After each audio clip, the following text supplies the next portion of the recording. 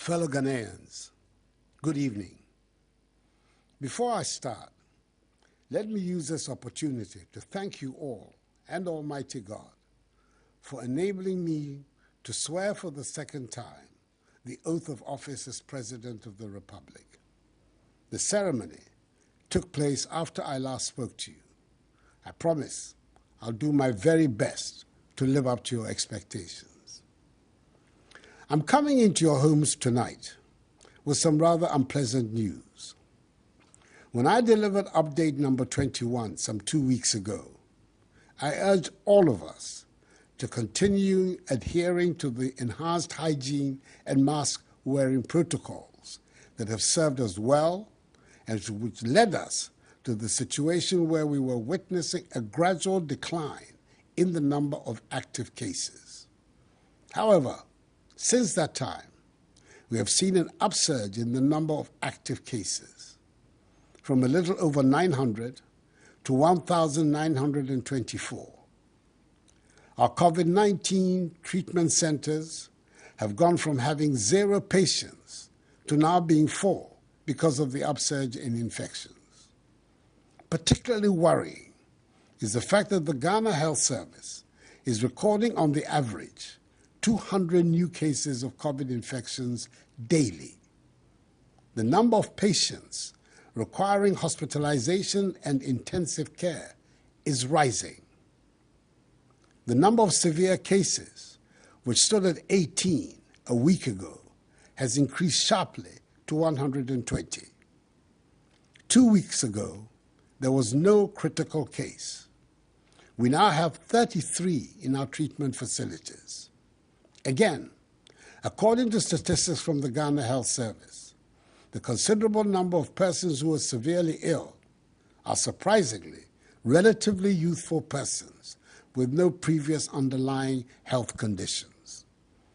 The number of confirmed deaths has increased sadly from 338 persons to 352 within the period. Recent genomic sequencing undertaken by our scientists have established that some arriving passengers tested positive for new variants of COVID-19. These passengers have all been isolated. Furthermore, work is ongoing to determine the presence and extent of spread of the new variants in the general population. Detailed investigations of the cases indicate that apart from arriving passengers at our airport who tested positive, infected persons have recent histories of attending parties, weddings, end-of-year office programs, family get-togethers, and funerals. At these gatherings, most of them abandoned the use of the masks and were engaged in actions that led to them contracting the virus. Fellow Ghanaians, at this current rate, whereby 13 out of the 16 regions have recorded active cases, our health infrastructure will be overwhelmed if the situation continues. It will severely undermine the efforts government is making to revitalize the economy and put our nation back onto the path of progress and prosperity following the ravages of the pandemic. On 7th January, as I said, I swore to, and I quote, dedicate myself to the service and well-being of the people of the Republic of Ghana and to do right to all manner of persons, unquote. It is my duty to protect lives and livelihoods. In furtherance of this, I've instructed the Inspector General of Police to direct officers, men and women of the police service to ensure the rigorous enforcement of the law on mask wearing at all public places and in public transport. They are also to ensure the closure of all nightclubs, pubs, cinemas and beaches that may be operating in defiance of the law. They will be assisted by the other security agencies if need be. Persons in marketplaces, workplaces, and operators of public transport must conduct their activities in accordance with the hygiene and safety protocols. The wearing of masks in these places is mandatory. Regulatory agencies will undertake random checks to ensure conformity with COVID-19 rules. Should any facility or institution fail to comply with these directives, its activities will be immediately prohibited and appropriate sanctions applied. It is important that I remind all Ghanaians that severe punishments exist on our statute books for persons breaking the law on the mandatory wearing of masks. Should anyone be arrested by the security agencies disregarding this directive, that person will be dealt with strictly in accordance with law. We do not want to go back to the days of partial lockdowns, which had a negative impact on our economy and on our way of life. But should that become necessary, that is, should the number of active cases continue to increase at the current rate, I will have no option but to reimpose these restrictions, because it is better to be safe than to be sorry. So together, let us all ensure that we respect the protocols. Government is intensifying its strategy of enhanced 3 Ts, i.e. tracing, testing, and treating, to allow us to identify infected persons, isolate them, and treat them. A considerable number of contact tracers are being mobilized to follow up on contacts of all who test positive. All laboratories, public and private, must supply in real time data on all persons tested on the common platform established by the Ghana Health Service. There will be sanctions against laboratories who fail to comply. We've also provided additional logistics, including vehicles, to the Ghana Health Service for the supervision and monitoring of asymptomatic cases being managed from home. Additionally, government is reactivating available treatment and isolation facilities across the country in anticipation of any further increase in infections. The provision of adequate medicines, equipment, and personal protective equipment to enable health workers attend to home-based patients is being effected.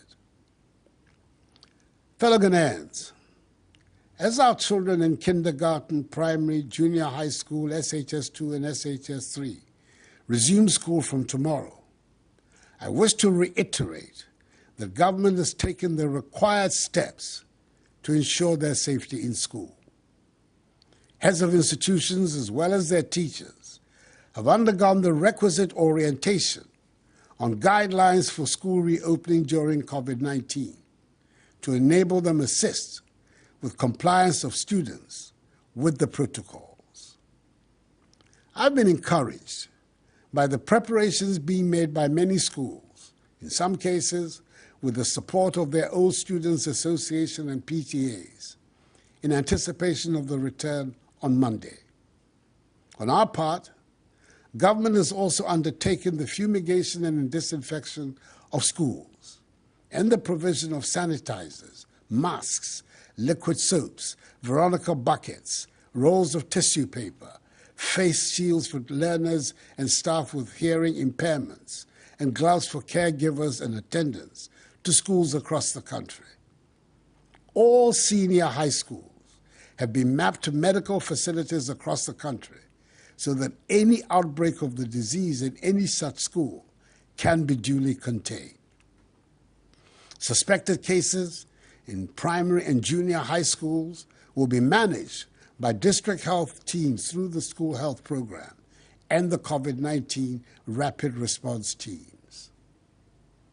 The world is facing a learning crisis, a crisis that is further worsening inequalities in access to education, with children from poorer homes and communities being worst hit.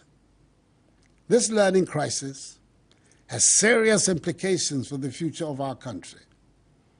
This is especially worrying for me because I have placed education at the center of the social and economic progress and prosperity of Ghana and of her political stability.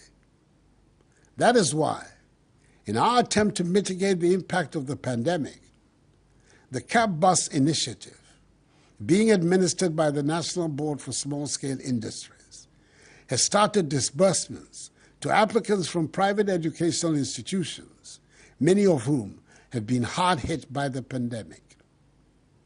More disbursements to these institutions are being processed. And I wish to speak directly to the students and children returning to school, and those of you who have already returned. I know that for most of you, 2020 was a very unfamiliar year and presented a setback for your preparation for the future. You all saw the struggle your parents, especially working parents, went through with you at home due to school closures. You also know how you struggled to learn from home, even for those of you who were lucky enough to continue with some of your classes online. The frustrations, the idleness, the absence of classroom or study group intimacy, it has all been extremely difficult for you, your parents, teachers, and everybody involved. This is something we should all try to put behind us. Much of that depends on you. As we take these big steps to go back to school, your attitude, your behavior, your self-discipline will decide whether or not our schools will remain open. I'm pleading with you. Please observe the COVID-19 protocols at all times. You must maintain the level of discipline and sense of responsibility to stop the virus from spreading in your schools and for those students at home as well. Wear your masks at all times. Wash and sanitize your hands regularly. Protect yourself. Protect each other. Protect your teachers. Protect your parents. But please, do not give me a reason to close down schools again. I pledge to do my best to keep your education going. I want you to assure me, your parents, your teachers, and society as a whole, through your actions, that you will do your part as well. Fellow Ghanaians, I urge all of us to continue to live responsibly with the virus, even as we work towards accessing the vaccine. Details of the access and rollout plan will be announced very soon. Let us work constantly on how to do our work, keep our businesses and places of worship open, and send our children to school, all in safety. Government, for its part, is resolved and determined to help ensure that we're able to return to our normal daily routines. That is going to work, going to school, going to shop, going to the market, going to a funeral, going to the pub, going to the club, going to the cinema, going to the beach, going to the stadium, or going to worship. We can achieve this result if we cooperate and work together. It is essential that we protect ourselves, our families, and our loved ones from the virus. It is a collective responsibility. If we embrace the safety protocols, that is the enhanced hygiene and mask-wearing protocols, and we continue to put our faith in Almighty God, who will see the light at the end of this tunnel. 0 active cases. That is the goal. We can and must reach it. Enuanom, makasa yare enyankoye. Man ho so biom. Aba pese oboye nyina ho ban. Ndi sise ayaye e fa yare no ho no. ye beba ahwe se obia bedi so pepepe. Aban ne obia obetia bra no ebedi pa. Efiri se ye ni abre. Epese ye pam yare ifiri asase so. Nti mesremu mundi nhihye no so. Ititru munhye mas no. Anyamime iwi akesi hela eyako ewo ehe ekun amlalo nta ni ebu mofia mo he no ewo gbejia no toni wo kefosie oba kwe ni mofe mo ketuni pepepe amlalo ke mofia mo ni babu mla bayewa no wo mi kpanyefai ye ke gbejia no to e atuni titri mask wear. Fellow Ghanaians, in all sincerity, I repeat that this too shall pass, for the battle is the Lord's. May God bless us all in our homeland Ghana and make her great and strong. I thank you for your attention and good night.